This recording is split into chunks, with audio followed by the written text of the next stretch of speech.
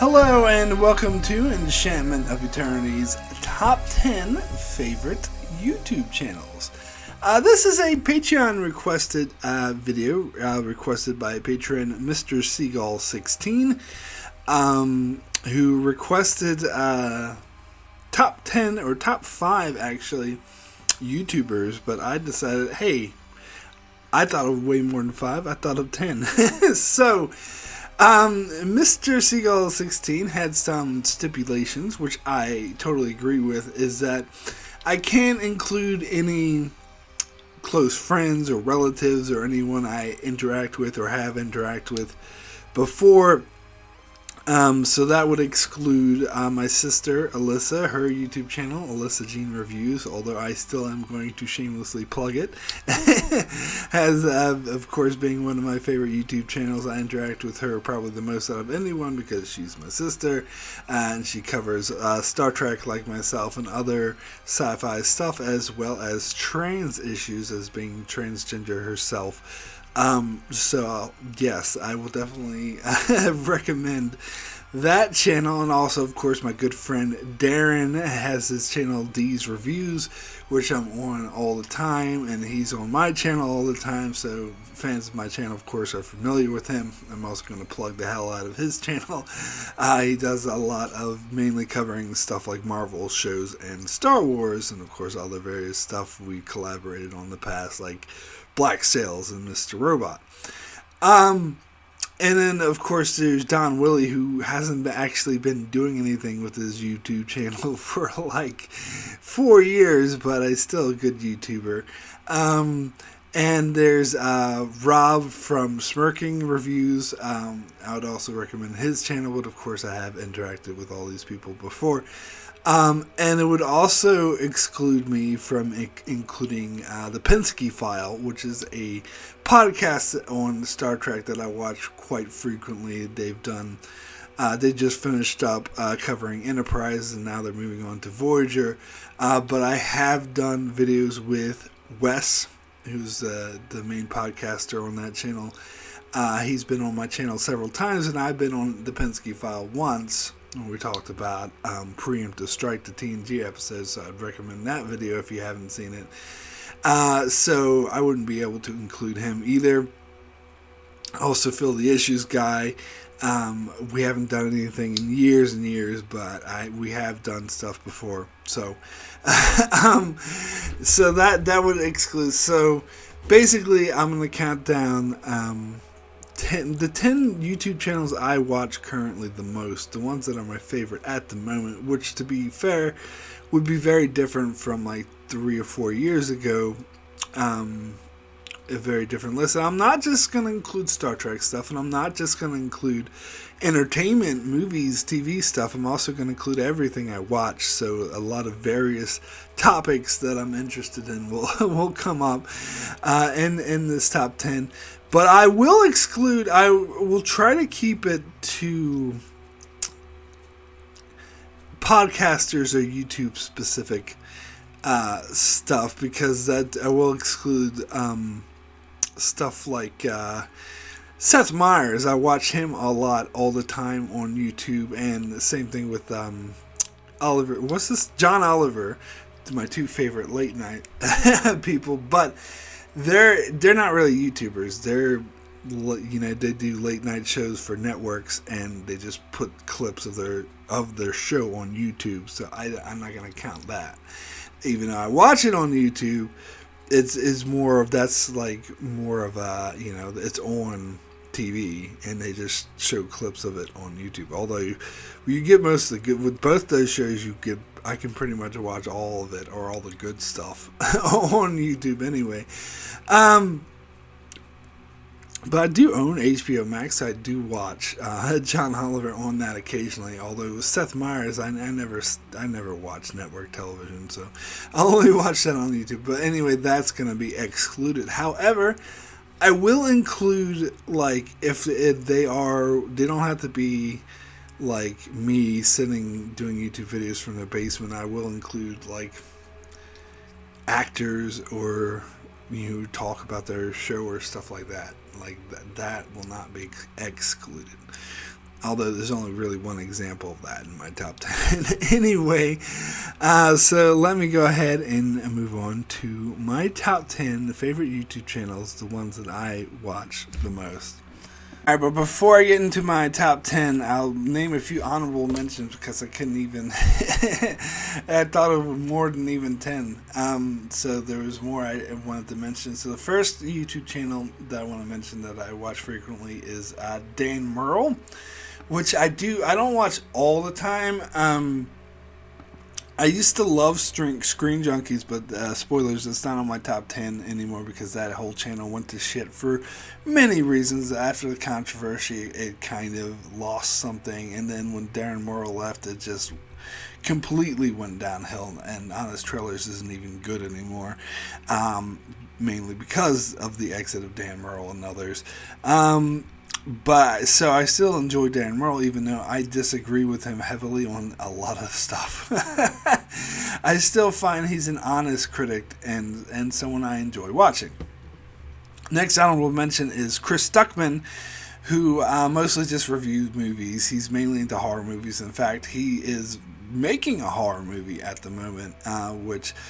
I'm not into horror, so I only watch his videos on occasion, but he is probably the critic, and I include professional critics in this manner, whatever that means now, and that I respect the most, because he really is good at analyzing things. There's certain really metaphorical movies where he did a really, really deep dive in, which I felt were some of the best videos, talking about the movie Arrival, or that one, The Enemy, with Jake Gyllenhaal. And I think Interstellar, his video on Interstellar was absolutely amazing. When a lot of critics were trashing it, he understood it. And of course, I always bring him up when I talk about Game of Thrones Season 8, because he had never seen a single solitary episode of Game of Thrones in his life, and he binge watched the entire thing up into Season 8, and yet he hated Season 8 just as much as everyone else, which disproves a common theory that, people only hated it because it didn't meet their expectations, or their theories didn't come true, where he had no expectations. He was just watching it all at once. But anyone with an analytical eye can see how terrible Game of Thrones Season 8 is. This isn't the only time I'm going to bring up Game of Thrones Season 8 in this video. But anyway, next honorable mention would be Dice Tower, which I tried so hard to include to my top 10, but I just couldn't fit it on. So if I did a whole video, and if you sometimes will see, I have board games. This is that's a tiny fraction of the amount of board games I own. My mother kind of really gives me a hard time with just how much board games I own, like a ridiculous amount. And so that's another common hobby of mine. I like to play board games quite frequently, and whenever I want to buy a new game, I go to Dice Tower and see their review and see if it's the kind of game that I'm into. And plus, they have some really interesting top 10, top 100 best board games of all time of various categories, which I enjoy watching. So that satisfies that particular niche of mine. So now let me get into my top 10 favorite YouTube channels, the ones I like to watch the most. And my number 10 is History Matters. Now I just found this channel somewhat recently, within the past couple of months. But I've been watching it a lot, so I gotta put it in my top 10. It's got these short 2-3 minute videos about something in history that's little known. It's always formed in a question, why isn't New Zealand a part of Australia, which is one I was very interested in, or why I don't know. They have various questions throughout, and they cover various parts of the world in various different time periods of history. I learned a lot about World War II and European history. So they're just really quick 3-minute videos where a guy like talks really fast and he has these animated things, and it's kind of, I don't know if I would go as far as to say it's comedic, but it's definitely tongue in cheek. Like particularly, they use the same sort of animated graphics over and over again, but it works because they have stuff like where the guy's running through a field, like being all happy whenever like when he talks about a certain nation state doing well, and he's he's not outright comedic, but he is kind of sarcastic in some of his stuff, where it's like, oh, so this, this prime minister was unable to do this because he caught a bad case of death, and they show the character in the cartoon just fly over, stuff like that, and then they have like these two people, like if two nations become allies, they have the two people like hugging and dancing in the fields together. So it's a bit obtuse, but at the same time, it's a very succinct way of like describing moments in history that I was not aware of. So I've been quite fond of that channel recently. So next I'll get into number 9 on my list, which is a fascinating horror, which is I think I found this channel within the past year, so again, somewhat recently. And it's not really the stuff I'd usually watch. Again, this is more of real life events. However, he takes real life, he describes real life like tragedies, where there was an accident, where a lot of people got killed. He has a particular focus on like vacation, tourism, and travel. So he does a lot of stuff about accidents at amusement parks where people died. Like there's so many videos on that, or like plane crashes or traffic accidents. He does sometimes do stuff outside of that with like military. And he's done a couple of videos where there's been movies on, so I've seen it before. And he actually did a couple about serial killers as well, but it's usually stuff about like tourism. Like there's this accident in New Zealand, I remember, because I lived there in that part of New Zealand where there was a platform that overlooked a very scenic coastal region that collapsed, and like 14 students died, and my ex-wife actually went to the school where that happened, although it was a decade after the incident happened. But I remember hearing about that, and he did a video about that, and that's how I found this channel, and I found it very interesting because he's very respectful about the deaths. He doesn't try to like glorify it. In fact, one of the things he will always talk about is how it happened, the mistakes that were made, and what was done to correct these mistakes. Usually it has to do with greed and people trying to save money. And then, especially for some of the older stuff that happens in the 20s, because he does all sorts of time periods up to, very recent, up to the 20s, and sometimes even centuries before.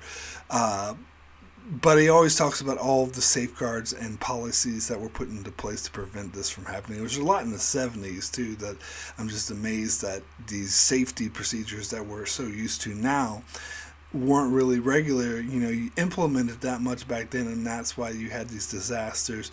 And so it's also a learning, a history thing where you learn how and it really teaches you the importance of these safety procedures and why we absolutely need them.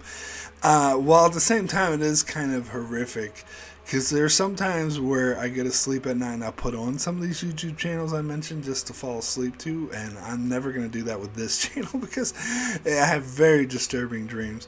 But anyway, this is, I guess, I don't know why I follow this one. This is more the morbid side of me. Anyway, we'll get into my next favorite YouTube channel, and that is going back to the theme of Star Trek, Jesse Gender. Is someone I watched for quite a few years, actually, like 3 or 4 years. I can't remember exactly how I found her channel now. I think someone in my comment section might have mentioned it, but she's quite popular as a transgender Star Trek reviewer, and she covers all sorts of sci-fi, but mainly Star Trek. And I don't always agree with her opinion. For example, Enterprise is her favorite Star Trek show, and she actually praised this Enterprise theme song as being her favorite theme song in Star Trek, which, you know, I don't know if I can get behind that. But I love her when she analyzes, like, political commentary on Star Trek. Like, one of my favorite videos is one she did. It was right before the 2020 election between Biden and Trump, where she compared that election to an episode of Deep Space Nine. What was it? The Shakar. And I loved the way she titled. This is a totally not political video, and the way she broke it down and how exactly similar, you know, Trump was to Kai Wynn. I thought it was absolutely brilliant, and I loved her. I love how she's not afraid to make those kind of social commentary, and you know, I think she's too positive on newer Star Trek. I'm not as big of a fan as Discovery and Picard as she is, so sometimes I don't like, particularly with this season of Picard, I'm kind of hesitant to watch her reviews because she's way too positive, where I think it sucks. So we don't always agree, but I just love her personality and the way she presents things. And also I like watching a lot of her videos on trans issues. Like, even before my sister came out as trans, I was really interested in learning more about the trans issues and specific things such as the whole debacle with J.K. Rowling. I learned most of that through her channel, and just the deep dive she had through it and how it affects her personally.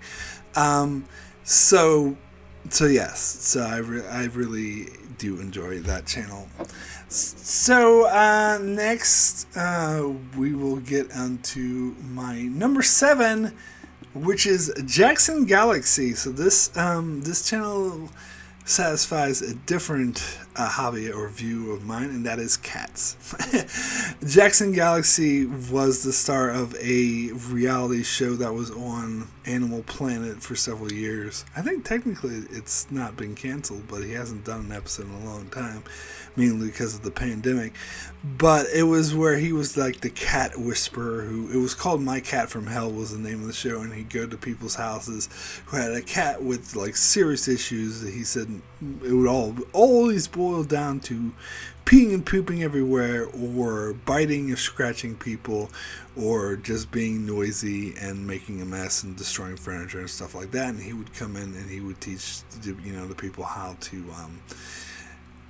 to get the cats to behave properly and to how to understand cats more. It's usually from the cat's perspective. In fact, most of the time, he would always point out it was always the human's fault for why the cats were behaving this way. He was much more on the cat side than he was on the people's side.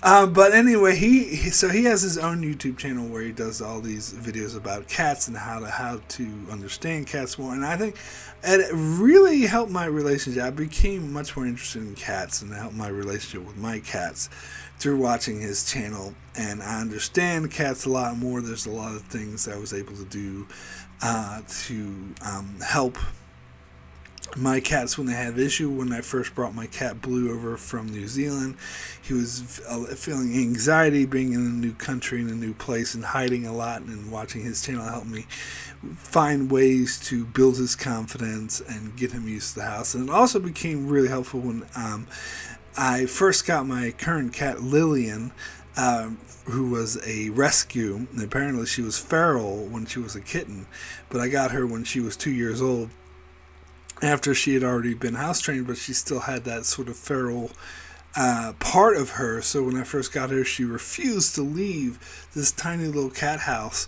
And watching Jackson Galaxy's channel really helped me find ways to build her confidence and get her to come out more. And now she's a lot more confident and comes out and socializes more with other people. And so, yeah, so I still, even though I pretty much got everything he has to say, and also the kind of food that's best to feed them with, which is something I wish I knew earlier.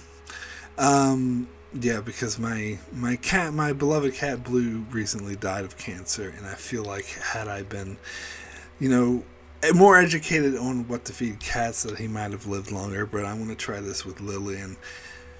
now. So yeah, so that's another YouTube channel that I like to watch. So next YouTube channel that I'm really into is getting back to the theme of Star Trek is Steve Shives.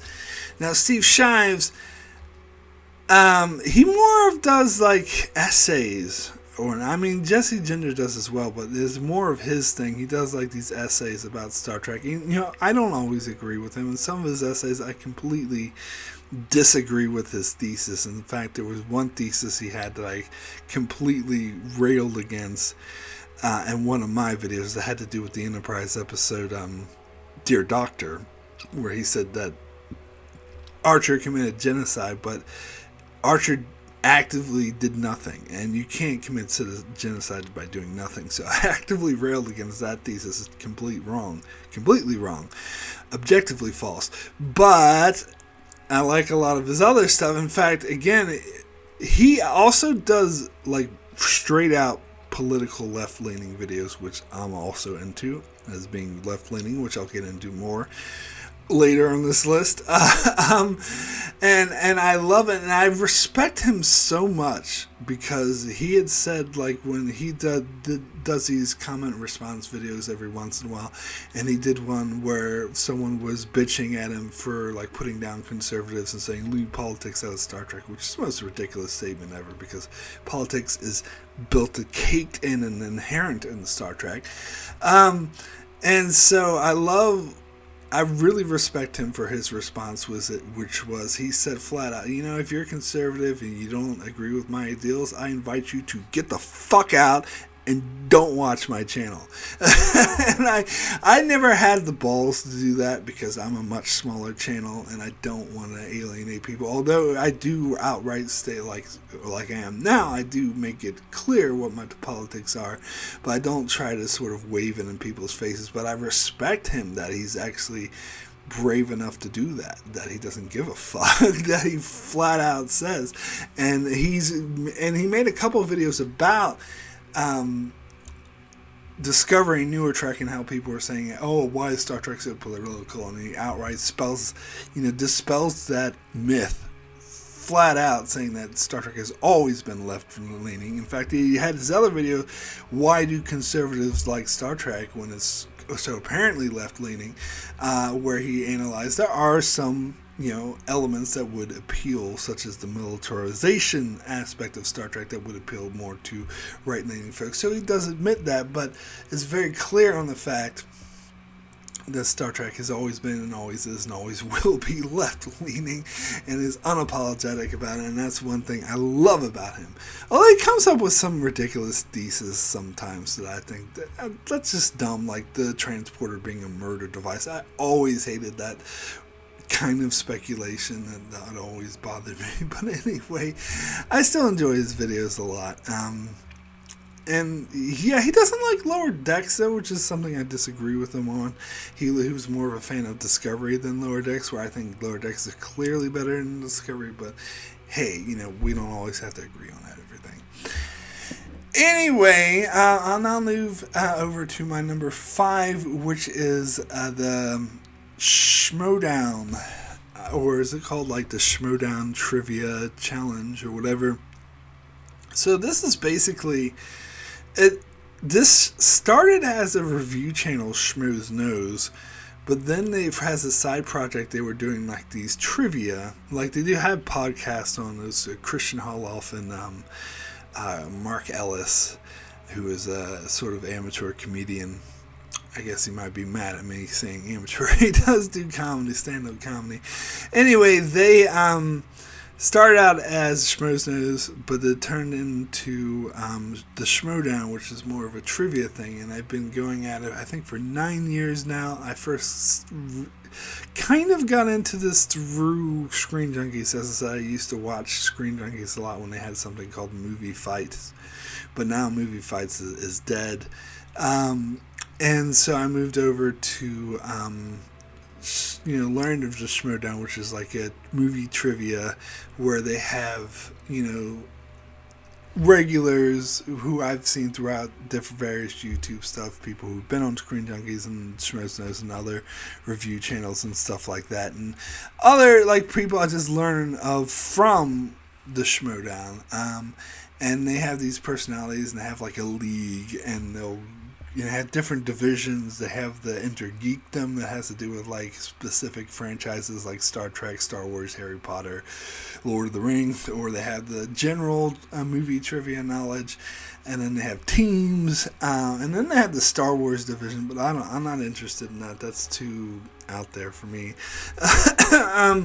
And then they have like specific personalities. They have like belts, like the championship belt that people try to win. They may have tournaments.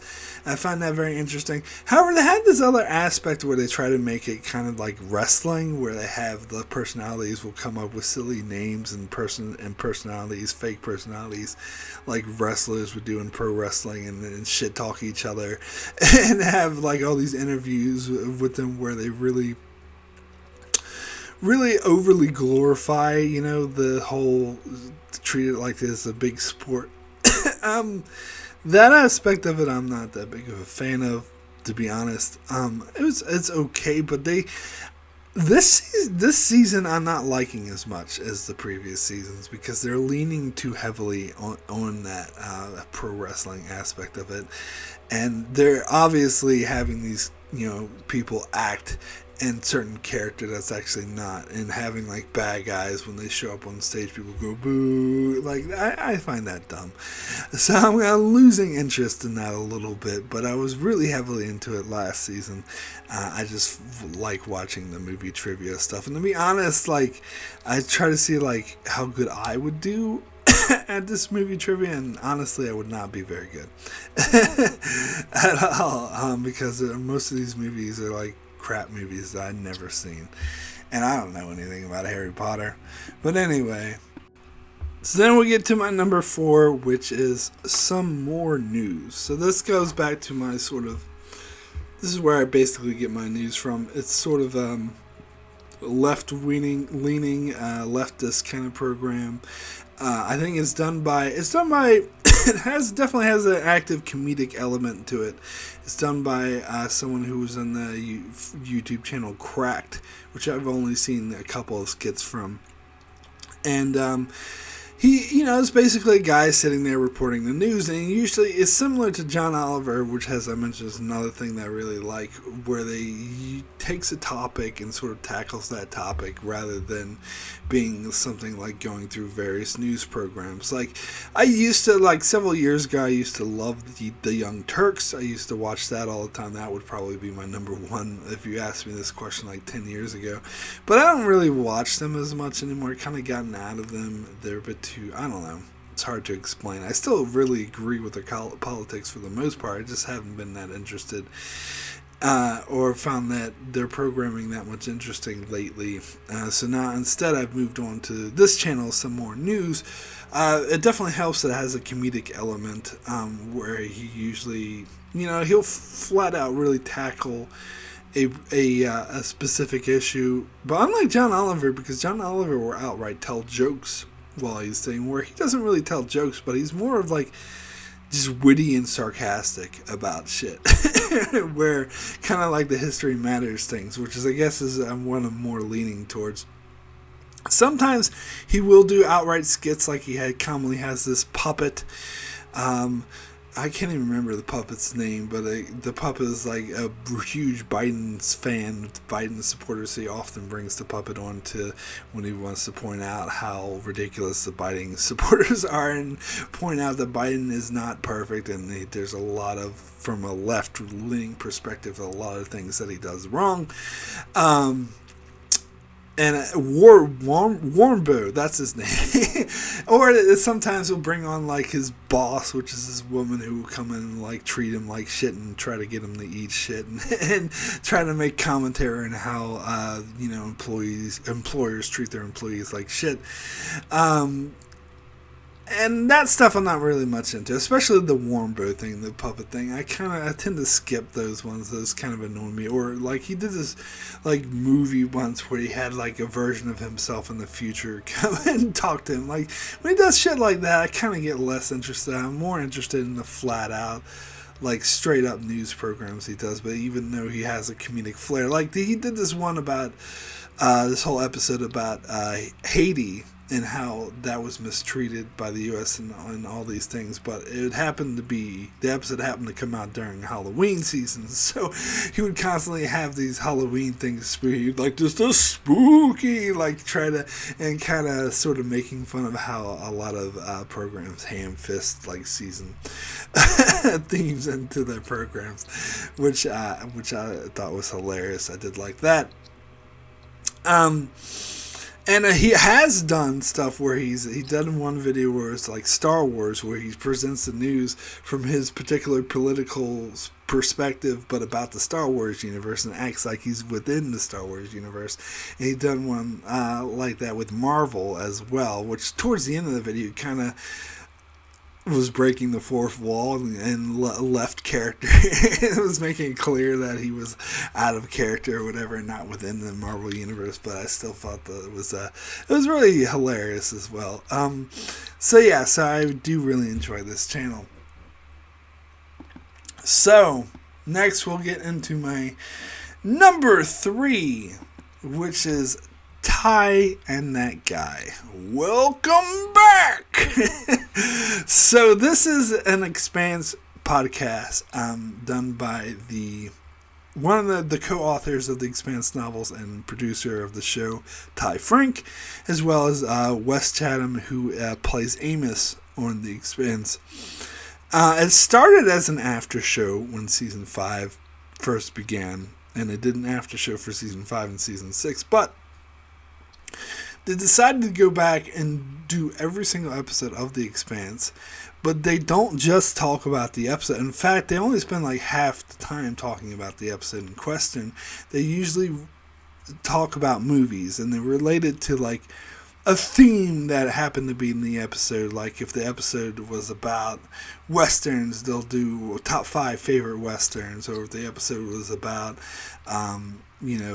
someone saying a badass line, like I am that guy. They're like, what are some of the top badass lines in movie history and stuff like that, which I love. And they have Ty Frank and Wes Chatham has a particular chemistry that's great. They have a lot of reoccurring jokes. They even made like a remix song out of the same things they say over and over again. Like Wes Chatham always goes, "Welcome back," when the show starts. Or what else? They have recurring jokes about how Ty is like doesn't give a shit about anyone, is just selfish. And they have this like director who's a common, really good director for The Expanse, who they have like a house rule. They're not allowed to say anything positive about him. And they've even had him on the podcast a couple times. And also, they always, whenever movies come up, they always talk about how much they love Die Hard. Like Die Hard is always at the top of their list, or Alien. I don't know, they like Alien and Aliens equally, which I disagree with. I think Aliens is clearly better, but that probably has more to do with my taste and not being into horror as much, and so that's why I like Aliens better, because it's more of an action sci-fi. But anyway, and the producer or the other person in the studio comes on, they always make fun of him, and he doesn't like Die Hard. He thinks it's ridiculous how they have to have Die Hard on the top of every single list. In fact, they did. I think recently they did a whole podcast where they just watched Die Hard. It was a watch along thing about Die Hard, and there's other movies they constantly bring up as loving, like Big Trouble in Little China and stuff like that. But I also learned more about The Expanse because Ty will explain, like, as being one of the authors of the books, he'll explain little intricacies that I wasn't even aware of, that didn't pick up on, and also gives you some behind the scenes information about why episodes were written that way. They talk a lot about how the character of Drummer was not intended to be a main character, but God, blanking on her name, but the actress who played her did such a great job that they just kept making her part bigger and bigger, and it kept consuming all these book characters into it. It's just because why write a new character and get a new actor since they have this great actor already, and stuff like that. And it's just a great podcast that I love. They're currently up to season 5, so they're going over the stuff that they have already done, because when they first did season 5 and 6, it was basically an after show, but they're doing it more of the format of examining the episode and doing their top 10 list of movies. So I don't know what they're going to do once they finish season 6. I don't know. But anyway, love that podcast. It's another favorite. I watched it on YouTube, so I included on this. So there you go. So now we'll get into my number 2 favorite YouTube channel, and that is Lore Runner. Lore Runner does what he calls ruminations on Star Trek. So this is back to Star Trek. He does do various movies from time to time, which I do watch from time to time, but I'm more into his Star Trek stuff.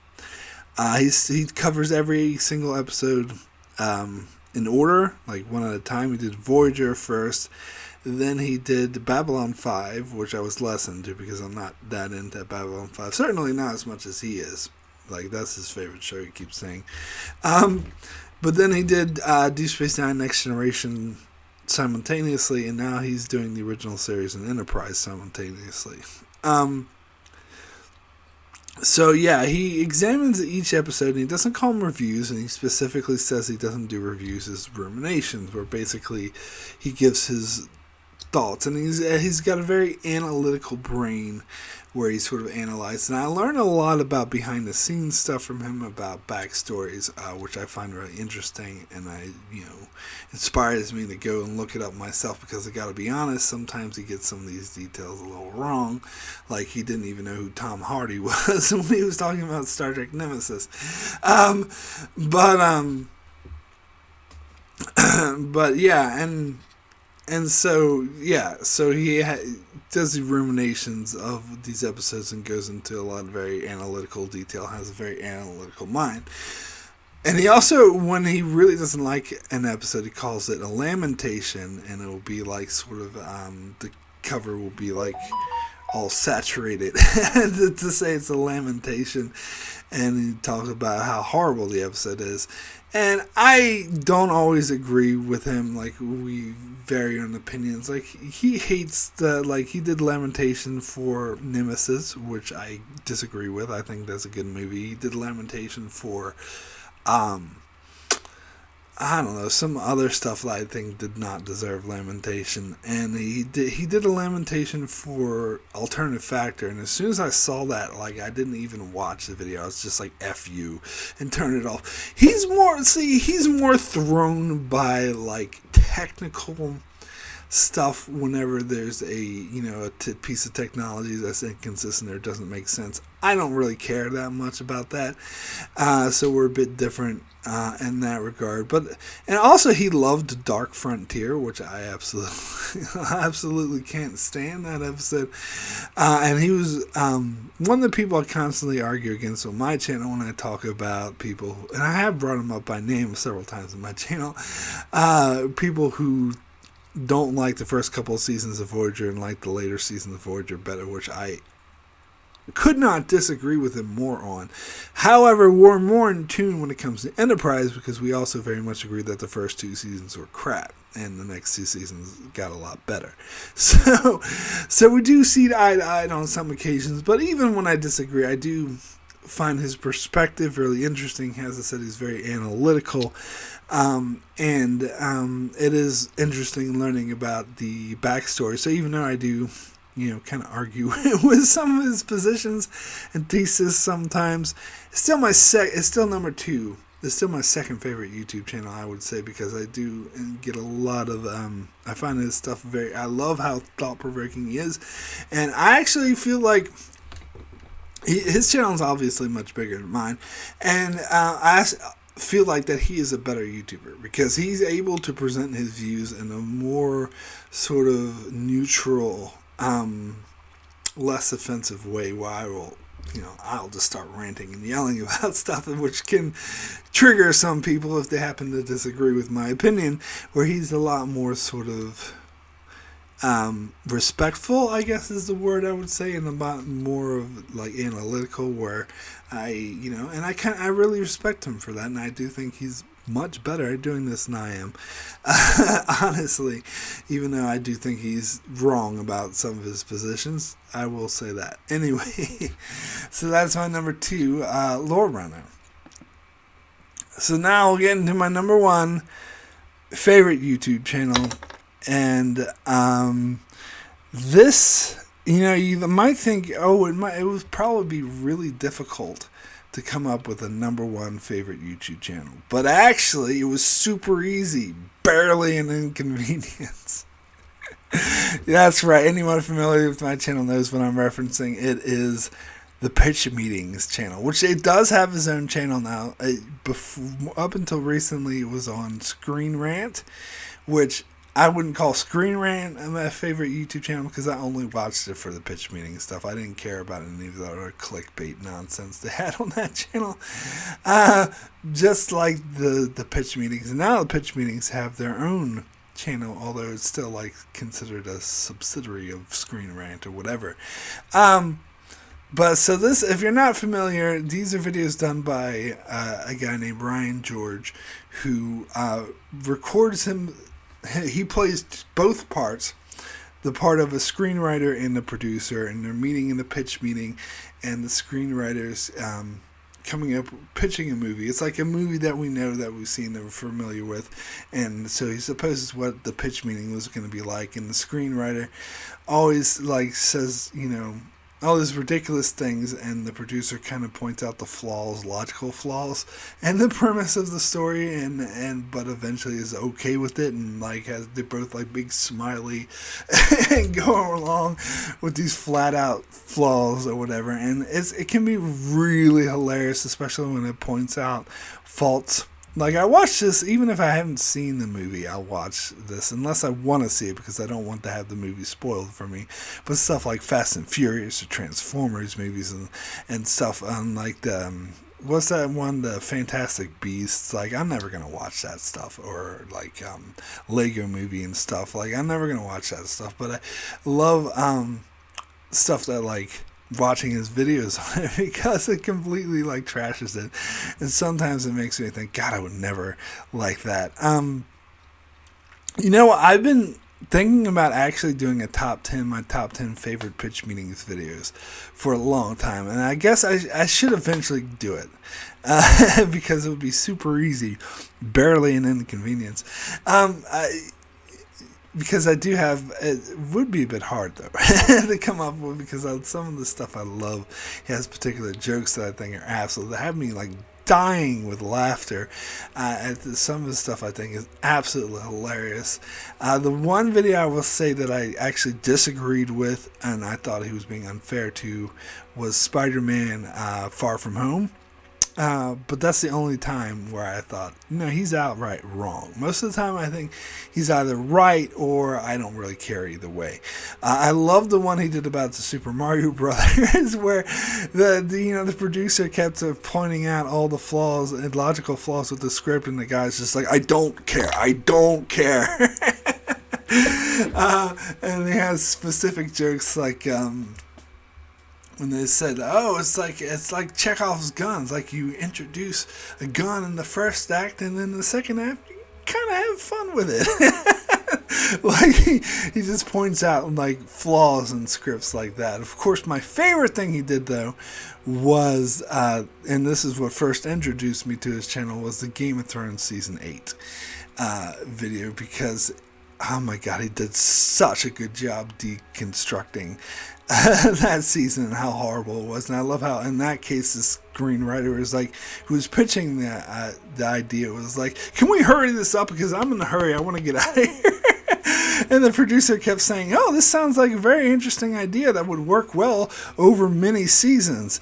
And he's like, "I can give you more episodes to flesh it out." It's like, "No, we don't have time." And the screenwriter kept being obtuse. It's like, "No, but we only have 2 seasons. Damn this short seasons." And he's like, "Well, I can give you more episodes." And he's like, "Nah." And God, and even Ryan George himself said that doing that video was extremely cathartic for him. It was a good way to release just how angry he was at this season. And he had every right to be. And as I said, anyone who is honest and good at analyzing story structure will recognize that season 8 was inherently flawed and terrible story structure. And I love how he really deconstructs that. And yeah, he has a lot of reoccurring phrases that he says a lot. In fact, he did this one pitch meeting about the pitch meetings where he brought up all the reoccurring phrases, like, of course, super easy, barely an inconvenience is the main one. And then there's the producer always calls things tight. Ooh, doing that is tight. And then one of my personal favorites is, "Listen, sir, I'm going to need you to get all the way off my back."